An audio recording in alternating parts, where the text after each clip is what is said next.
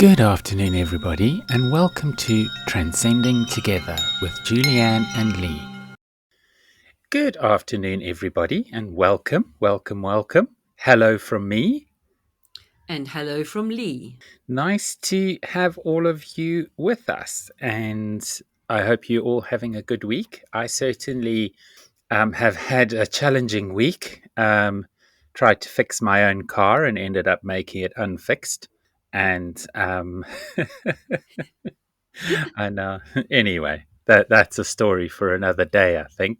Um, there's that. What's that expression in Afrikaans? Goedkoop is duurkoop, which is saving money usually ends up costing you more, Costing you money. basically. Yeah. Lesson So, learned. yeah. So we don't have any. Maybe if there'd been rugby on, I would have been too busy watching rugby to fiddle with the car. Yeah, it was a bit odd not watching rugby. I felt quite empty. Yeah, there is women's rugby going on, but it's in New Zealand. So yeah. the time of day and stuff. Yeah, it's just anyway. Um, so as promised last week, so we did a couple of episodes on Bible study, and a lot of the stuff that we were talking about kind of alluded to something which Lee and I are both quite interested in, and that is this whole ancient aliens thing. And the possibility that we were visited at some point in the past and tinkered with. And there's some interesting hallmarks or like bookmarks throughout the Old Testament which kind of talk to this. And obviously, we're not hoping to achieve the heights of a Graham Hancock or a Michael Tellinger, um, but it's more real. It's just us and what we've been exposed to. So hopefully you'll find it interesting. So we're going to kick off. I'm going to hand the mic to Lee, who's going to start us off with something which is of personal interest to her primarily.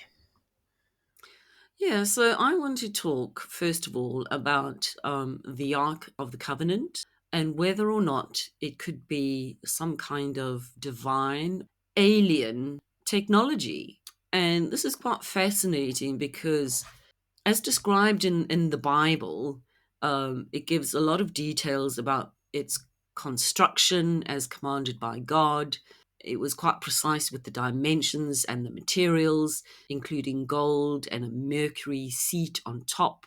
And I just think it's an interesting. I see it as a piece of technology that we weren't exposed to in those days. So writing about it as an allegory kind of like makes sense for the period in history that we are talking about. But could it have been more than just a ceremonial object?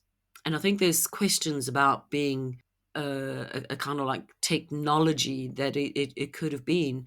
And that certainly kind of like aligns with the theory of ancient aliens and that kind of thing. So I find it quite satisfying, and also I think it had lethal power.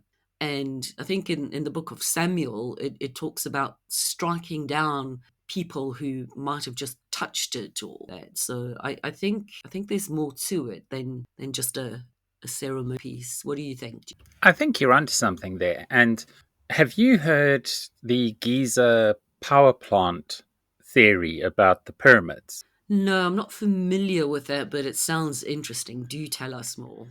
Yeah, there's an engineer called Christopher Dunn, and he surmises that actually the pyramids were power plants and were used to create some kind of electrical power. And there's lots of murals and carvings and stuff all over the Giza plateau and in the various temples, which kind of I'll drop in some pics as we're talking. But the thing which has always fascinated me, if you go back to the story of the ark and where it starts, and obviously Moses took the ark from Egypt, right? So what's fascinating is in the king's chamber in the main pyramid, there's an empty sarcophagus, which they claim was where the pharaoh's body was. It just happens to be the same dimensions as the Ark of the Covenant. So it actually would have fitted in there. So that to me almost ties those two things together. And it's also, I found it fascinating how Moses was raised Egyptian. You know, he was found motherless in the reeds. It happened to me before. Um, but yeah, he was found motherless in the reeds, and yeah, rescued by one of Pharaoh's sisters and or wives. I can't quite remember, and then raised as an Egyptian prince.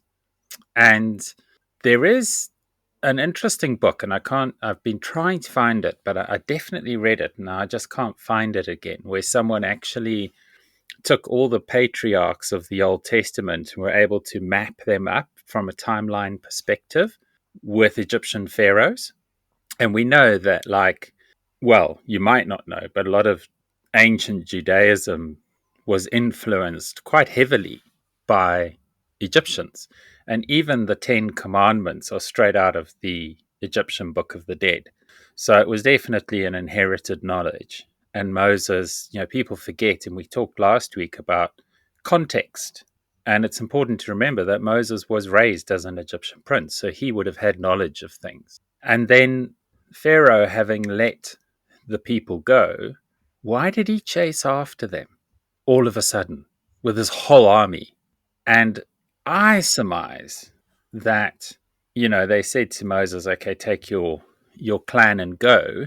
And they stole the ark. And I think because the ark was central to power, you know, how not democrat, not political power, you know, literal electrical power, Pharaoh was like, oh no, you don't.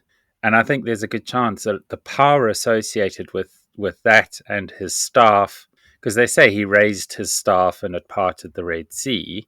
I think the two are connected to each Mm. other. And of course, he used his staff to crack the rock which brought forth water when they were dying of thirst in the wilderness. So I do think there's quite a strong connection. And as you pointed out, it was an incredibly dangerous object to be anywhere near. So, you know, we talked last week about that passage. We were talking about God's body count. And, you know, 50,000 or 10,000 people were struck dead just because it arced. It like. So, yeah, I think the Ark of the Covenant is a really fascinating thing. And I do think that there is clearly some form of technology involved because you know, you wouldn't.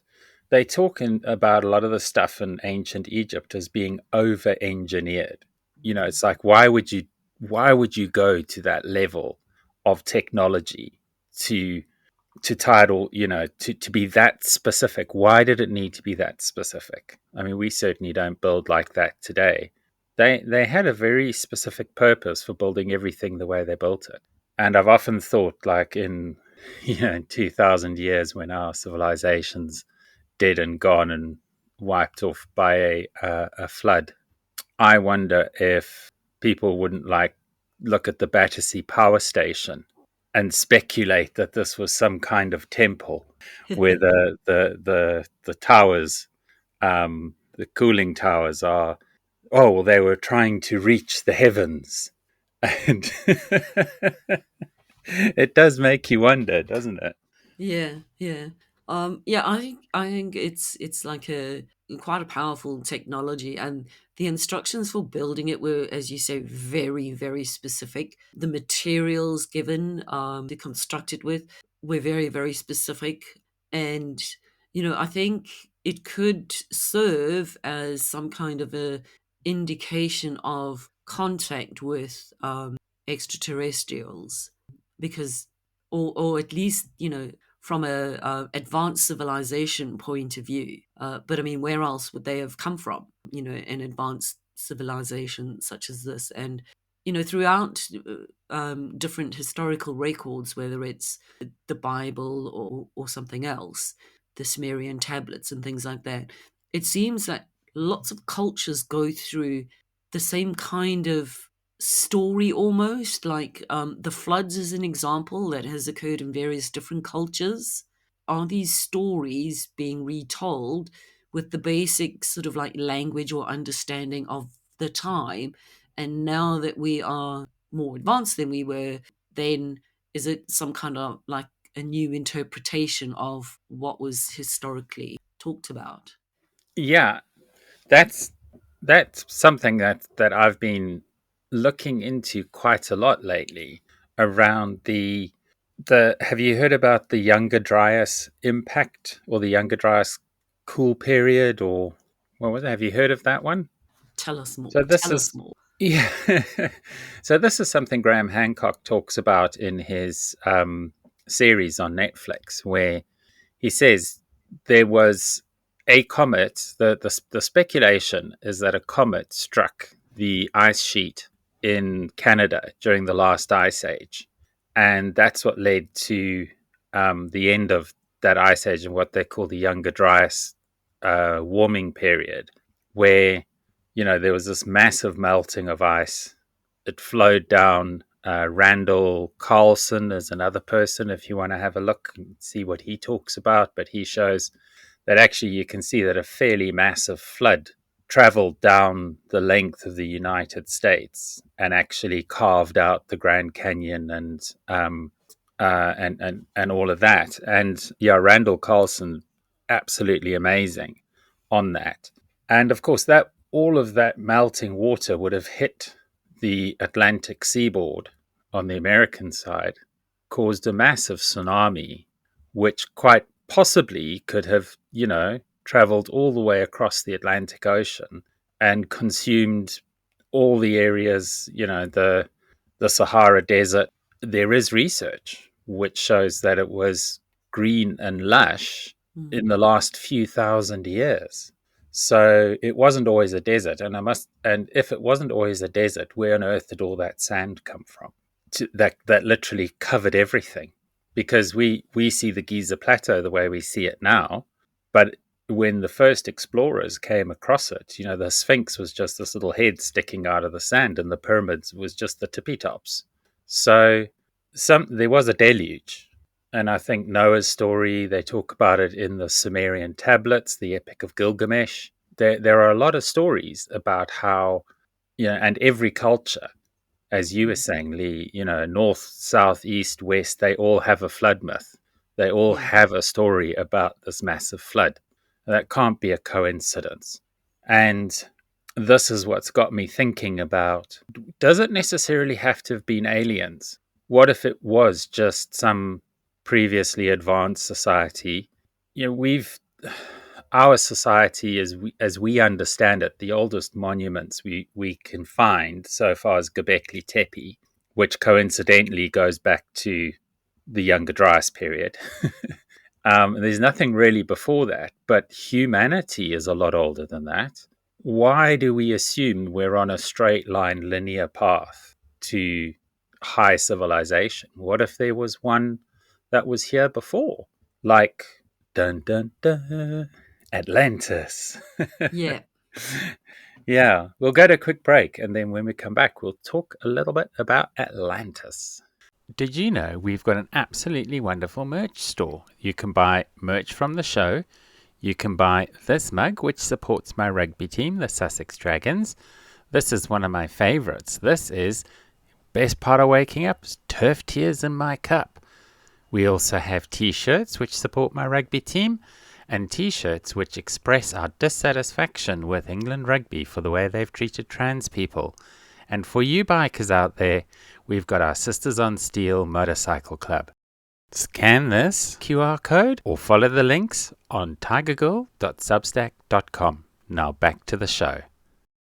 Welcome back, beautiful and amazing human beings.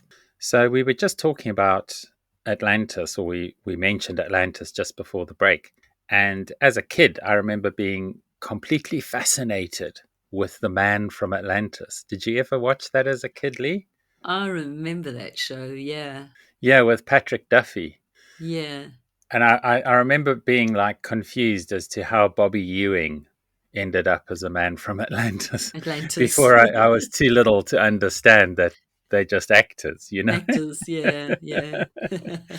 So yeah, man from Atlantis, and that actually had me hooked. I mean, that and Eric von Däniken with the he wasn't necessarily the first, but he was the first mainstream author, if you like, that really dealt with ancient technology and that sort of thing. And my dad had some picture books, almost like comics, but they told those stories, and I was hooked from a very little age, very young age, on this idea of some lost civilization. And of course, Atlantis is central to that. And there's another really, really good YouTube channel called Bright Insight. And the guy on it, Jimmy, he did blot his copybook a little bit with me a couple of weeks ago. And I had to send him a stern letter because he was straying into anti trans space. And I said, it's not necessary for the work that you're doing, Doing, doesn't yeah. add anything. So why even bring it up? But anyway, I do like his content, and in the spirit of how we try to approach things, we don't shoot the messenger. We just try to understand the message. So that's kind of where I am with him at the moment. And I mean, he doesn't dedicate his channel to trans bashing. So it is kind of different. But so he believes that there is a formation in Mauritania called the Eye of the Sahara. Have you heard of the Eye of the Sahara? No? Okay. Pictures coming. So the Eye of the Sahara is this massive formation in Mauritania in West Africa. And he's fairly certain that this was Atlantis. And this was completely deluged by the Younger Dryas impact event. And that's where it was. So yeah, I mean, what do you know about Atlantis? What have you read or heard? Well, I think for me, the fascinating thing is that there's just no agreed upon location, Atlantis. Various people have come up with various theories over the years, and there's just no evidence pointing to one specific place, in terms of geography. So I think that in itself is quite fascinating. And I do think that there has been a significant flood event in the past, perhaps more than one. And certainly, if you correlate the kind of the impact of the ice shelf in Canada and that impact in generating a tsunami, we've seen firsthand the impact of a tsunami, but probably not Even one a of that relatively small scale. one. Yeah. Yeah, a relatively small one, but probably not of that scale. And it's quite possible that, land masses were completely engulfed in water. Yeah, I think I mean, the deluge happened. Every single culture on the planet talks about it, so we know it happened. The thing with Atlantis, so we talked last week about the library at Alexandria, and I mentioned how everyone from Solon to Plato went there to study. And Plato, who wrote Timaeus and Critias, which are the two books which talk about the Atlantis myth, he says he got the stories from his grandfather, who was Solon, who actually went to Egypt and got the story from them. So the Egyptians in the time of Solon were very clear that their civilization had been influenced by another civilization, which they referred to as Atlantis. And I suppose as an allegory for warning around hubris and arrogance, I think the message is it doesn't matter how advanced you are. When nature, when you have a flood, it's all gone. It's gone. And I think that there was certainly a high civilization that existed pre the deluge. And that high civilization, we were talking about the Adam and Eve story Mm. and the parallel that exists in the Epic of Gilgamesh, which is the tale from the Sumerian tablets, which tells the story of how there was this advanced race. They, according to Zachariah Sitchin, and this is not settled science, and lots of people argue with Zachariah Sitchin's interpretation of the tablets. But even at face value, they tell the story of how man was created and man was created to be a beast of burden. And in the Sumerian tablets, they talk about there were two primary god kings, if you like, gods. One was Enki and the other one was Enlil. Enki was the scientist and Enlil was the military type person.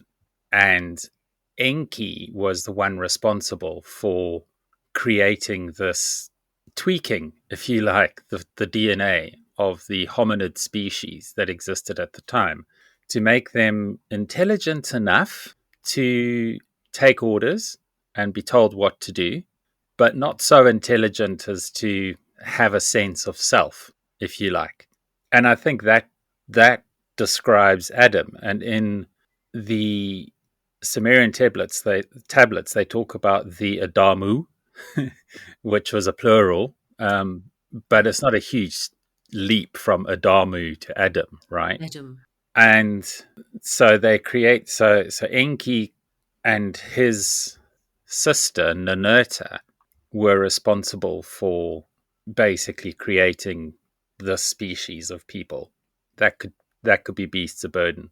And then there was a big disagreement between Enki and Enlil, and because Enki believed that his creation could be so much more than just beasts of burden. I mean, if you think back to the Garden of Eden, I mean, Adam and Eve were created to tend to the garden.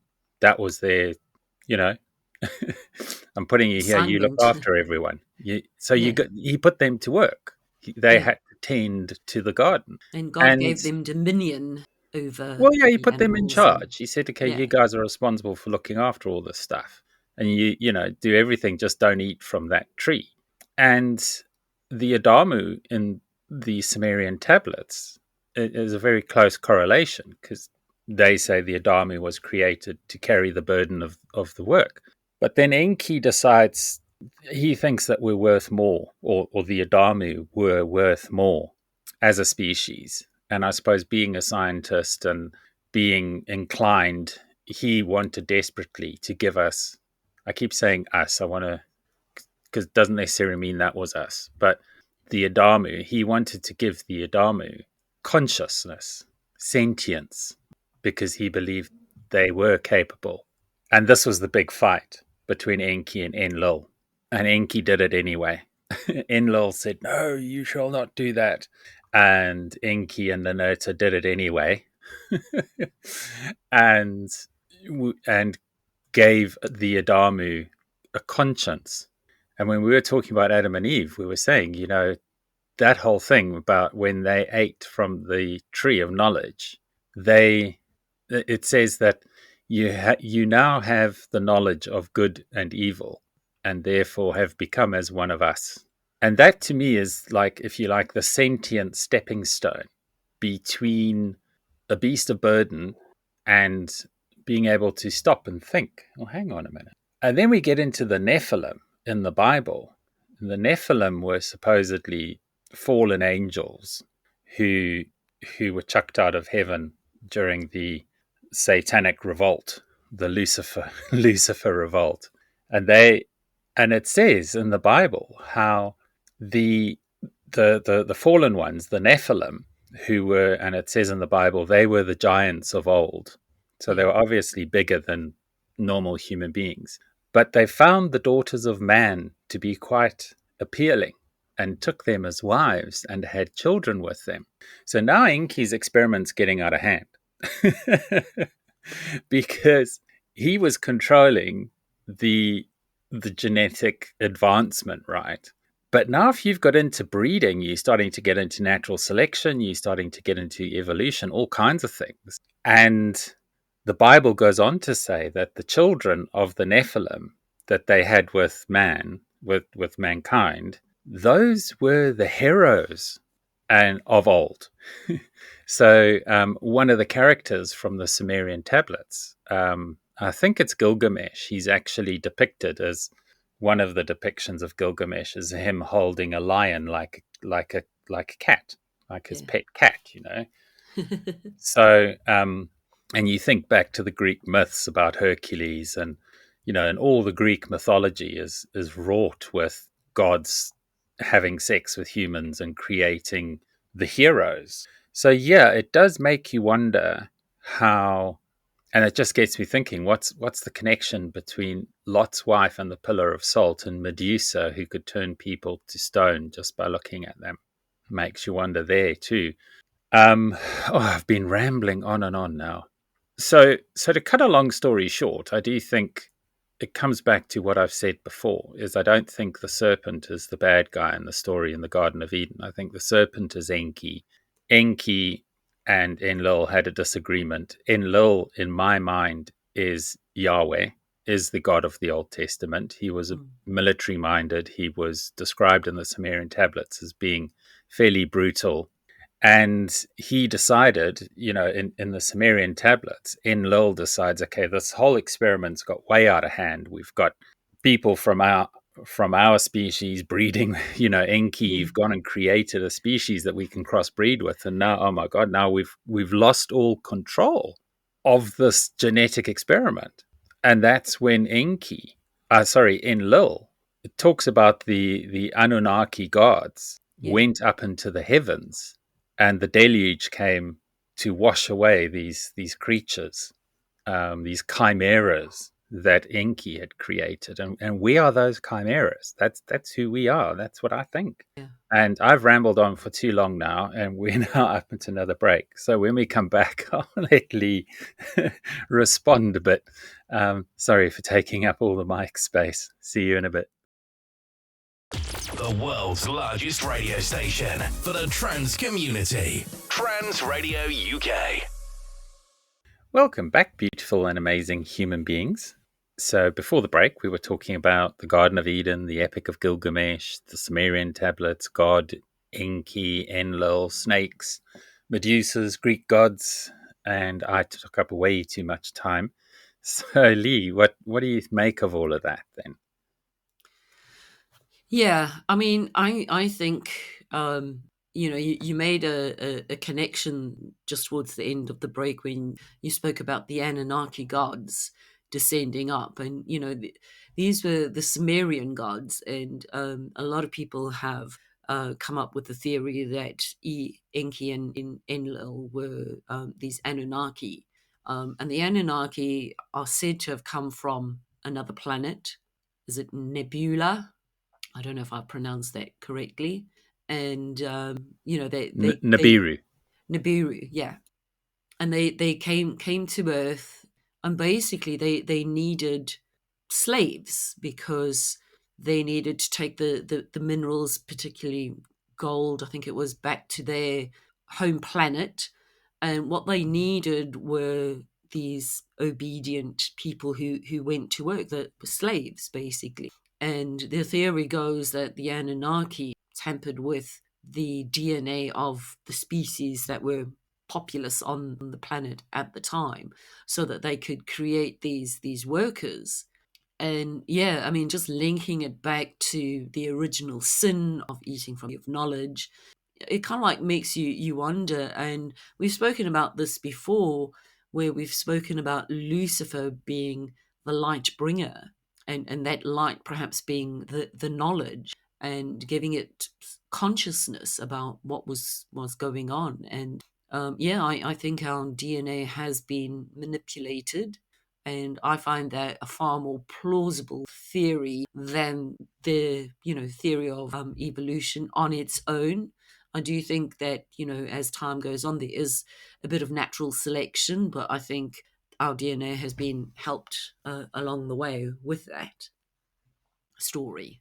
Yeah, we talked in the past about how ill adapted and ill equipped we are for the environment on this planet, Yeah, whereas the darker skinned people do appear to be better adapted to their environment. I would imagine if we evolved in a cold climate, we would have a lot more hair. definitely. you know, um, just through, if natural selection is true, then we should have evolved that way if we're as old as they say we are. Yeah, so I think that there is a lot in that, and I do think there are a lot of parallels between the Bible and these ancient texts. And the thing which I find most compelling about them is the fact that the the Sumerian tablets were buried under sand, which meant when the Roman Church was scurrying around Europe on its crusades and destroying all the accumulated wisdom in order to cement their view of the world, they wouldn't have known about the pyramids. That's probably why the pyramids aren't in the Bible, which is also one of the things that's always fascinated me, is why aren't they referred to at all, even in the story of Moses? I think it's plausible that Moses was Tutmosis, because they existed at the same time, or at very least would have known each other. And yeah, I mean, I think that sort of knowledge is priceless because it allows us to have a view. And Graham Hancock calls us a species with amnesia, and part of the reason I think we've forgotten everything is because our knowledge, we committed our knowledge to record, and then the Roman Church ran roughshod through Europe and destroyed it all. And one of the most fascinating aspects of that book, the Holy Blood and the Holy Grail, which I was talking about last week, they say that the Knights Templar, when they went to Jerusalem, they were single-mindedly determined to get to the treasury under the Temple Mount.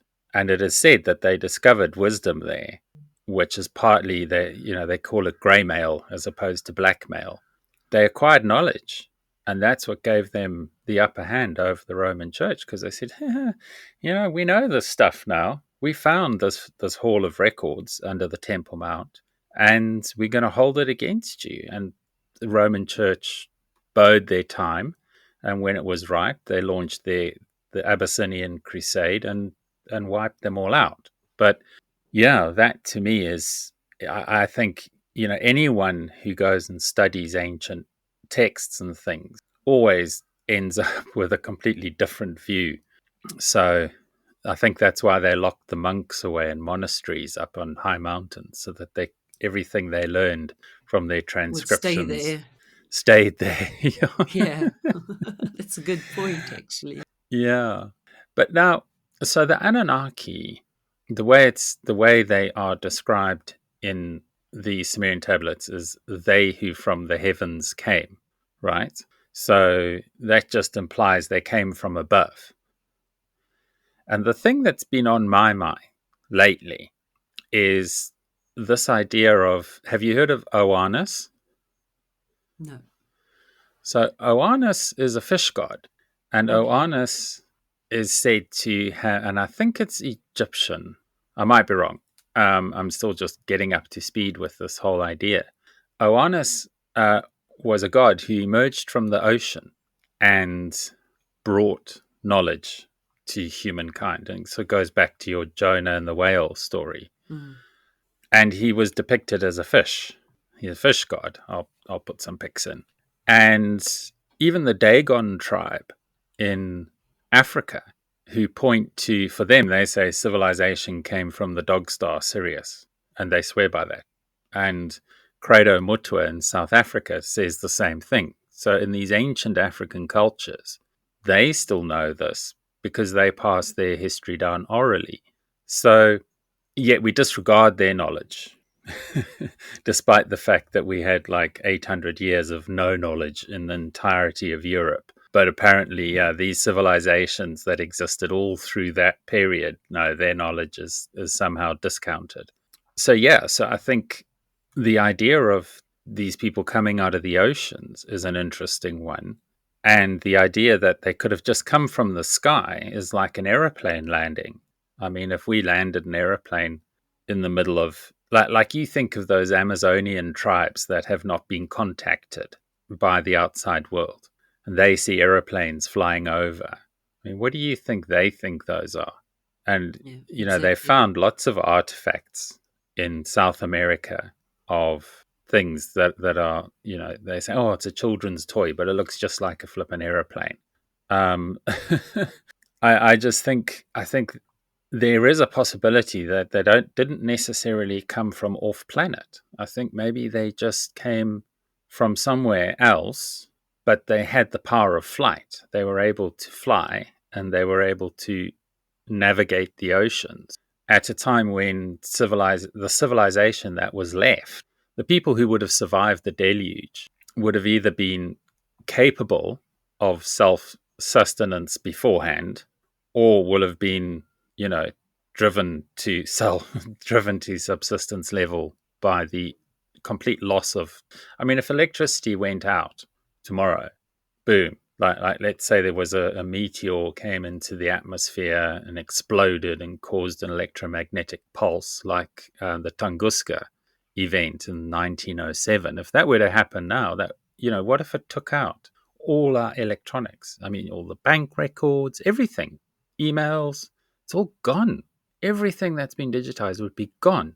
And overnight, we would be crashed back into a stone age. People would hit the streets. They would be looting and fighting, and you know, Chaos. and 2-3 generations later, people are not even going to know, and they're going to be stories. And oh yeah, you know, that power station there, yeah, that's where they used to go and worship the god Electron. You know, and you just, whenever I walk through the city of London and you see those old buildings, even like the Bank of England, I mean, in 1,000 years' time, if we get wiped out now, in 1,000 years' time, they'd think that was a temple, surely. And the London Underground, they'd be like, oh, look how how clever they were. They had like tunnels Under all the over the city. city, because obviously there was some threat coming from above. Above. You know, Yeah. they had to cower in these tunnels under the Tunnels. ground.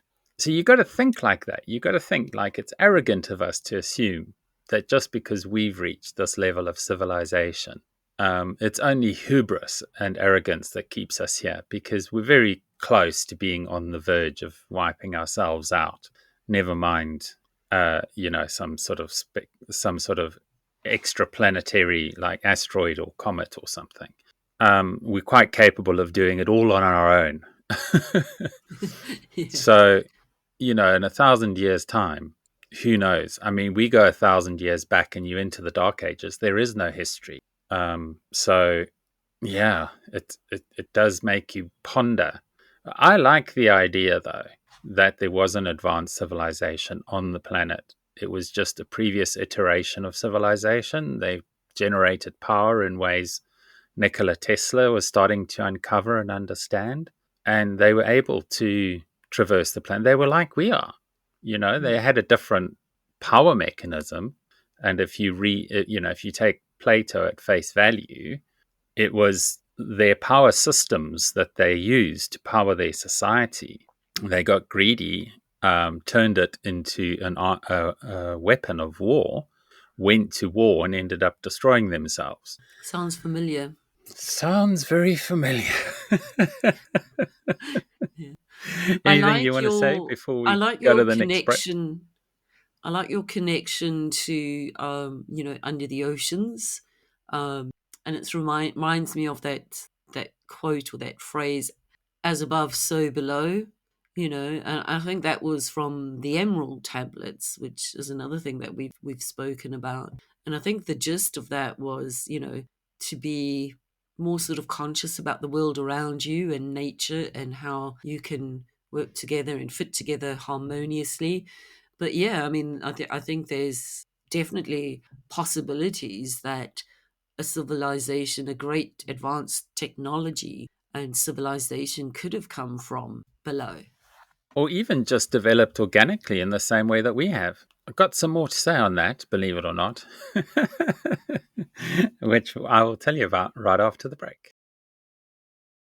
The world's largest radio station for the trans community. Trans Radio UK. Welcome back, beautiful and amazing human beings. I really hope you are enjoying this content. And if you are, be sure to like, comment, and subscribe, the good old YouTube algorithm. And also, we're on Rumble and Substack. So please show us some love and come and join us there for chat and comments and stuff. So, as above, so below. We've always assumed that was as in the heavens, but it could also be what's on the earth reflects what's underneath. That's what It's sprung to very mind when you said plausible. that. Yeah, that's very plausible. And I kind of hinted at this discussion a while ago when I said that if the Earth is 2/3 water, and and there was a when we go out and we look for Earths, that whole study going on to try and find compatible planets and stuff like that, we look for planets which we could live on, right? So maybe the reason we haven't encountered any aliens yet, such as we understand them, is because they're not interested in the land. Maybe they come from planets that are covered in water. And when they go out scouting through the galaxy to find suitable planets to occupy, I honestly believe that the first aliens, if they ever do arrive, or if they have arrived in the past, I do think that they would be more interested by the 2/3 of the planet that's water than the 1/3 that's land. And there is stuff, and it's not so far fetched. I mean, when we go into space, we take our environment with us. So it's not so far fetched to imagine that they have spaceships where they're filled with water. We fill them with air, they fill them with water. And there's all of these things around the unidentified submersible objects, which is starting to get a little bit more traction. People are a little bit more interested in that now because they're saying, well, hang on a minute. I mean, what do we really know? We know more about the surface of the moon and Venus than we do about what's in our oceans. And that's the hubris and arrogance that for me is why we are so ignorant. Because I mean, you look at what happened with that sub that was trying to dive down to the Titanic. I mean, it was at the very limits of how deep humans can go. And there was that movie, and I've been trying to find it. And of course, whenever I come across a movie that I want to watch again, it never seems to be on the streaming services. It's The Abyss. Did you ever watch The Abyss? And in The Abyss, they were, Long time ago. yeah, and they had a breathing technology, which was oxygenated fluid that would be inside the suit. And then you'd like sort of gag and choke, and then it would fill your lungs, and then your body would be like, it's a bit like the first time I ever scuba dived. You've got to get your brain past the point where your brain's saying you're underwater, you can't breathe, and you've got to like literally consciously force yourself to take that first breath out of your scuba tank. And then your brain is like, ah, okay, fine, let's breathe normally. And so in the movie The Abyss, you see these people doing this, and they're like go through like convulsions and stuff as their body's like trying to figure out, hang on, my lungs are filled with fluid, but hang on a minute, I can actually oxygenate my blood. And then they pump the whole suit full of that, and because they're surrounded by water, they're then able to go to much greater depths because you're not trying to create the self-contained environment which is subject to this immense pressure. And Douglas Adams joked about this in his book, in the Hitchhiker's Guide to the Galaxy trilogy, where the dolphins were like, so long and thanks for all the fish, and they scarpered. There was a meme I saw the other day is like, the way the world is at the moment, has anyone checked if the dolphins are still here? That's a good one. Yeah. And the ocean, I have it's almost like an agoraphobia, where when I was in South Africa, I used to do open water swimming, and I could never look down. I just couldn't. It was a genuine phobia. I just couldn't breathe. Eventually, I had to stop doing open water swimming because I just couldn't.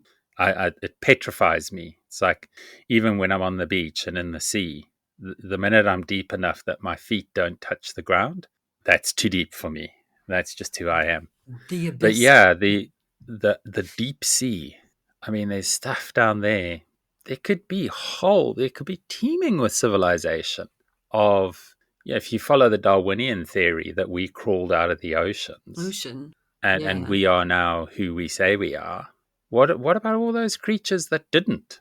And there was a theory years ago that I stumbled across where someone was saying, what if the reptilian aliens that they talk about in these conspiracy theories and stuff, what if they're just the dinosaurs? I mean, billions of, let's say they didn't all die. the more intelligent of them, we assumed they didn't have the intelligence to overcome that asteroid impact, but some of them must have, because humans have survived various cosmic collisions in the past. So and this theory goes that if dinosaurs had evolved, they probably would have evolved into what we now call the reptilians. And maybe they do live deep under the surface. Maybe there is an inner Earth. I mean, when we dig mines, when we mine the surface, the most we can go down is about 2 kilometers, but the mantle is, hundreds of kilometers thick. So again, hubris and arrogance to assume we're the only intelligent species on this planet. What do you Yeah. think? Yeah, I mean, I think it's highly plausible that there are different intelligent life forms deep below in the oceans, and equally, it's plausible that there are, civilizations living beneath the Earth's crust. I think the arrogance that life only exists because you can breathe our atmosphere. I think that's really, really arrogant. And like you say, we've been looking at planets similar to ours where they've got breathable oxygen in an atmosphere. But I mean, if you just have a look at fish, they can breathe underwater, can't they? So why not other species that have been adapted to breathe underwater, Why is it Well, just it's like, air? yeah, but it's like how what the whales do is, as they dive deeper, the water pressure increases the oxygenation of the air that they've got in them. So they take one deep breath. As they go deeper, they get more and more oxygen out of the air that they've taken. That's how they can stay underwater for so long, even Mm, though they breathe air. And then they come up and they exhale, and that's what those big plumes of water are. Then they take another breath and doom, down they go, down they go, down they go. So they've actually adapted to be able to dive to depths greater than we can, even in our best submarines, as far as we know. yeah. Um, but yeah, I think it's really plausible. I'm going to have to now. I've got myself so excited about the abyss. I'm going to have to probably order the DVD because, yeah, I mean, what an amazing movie that was. Yeah.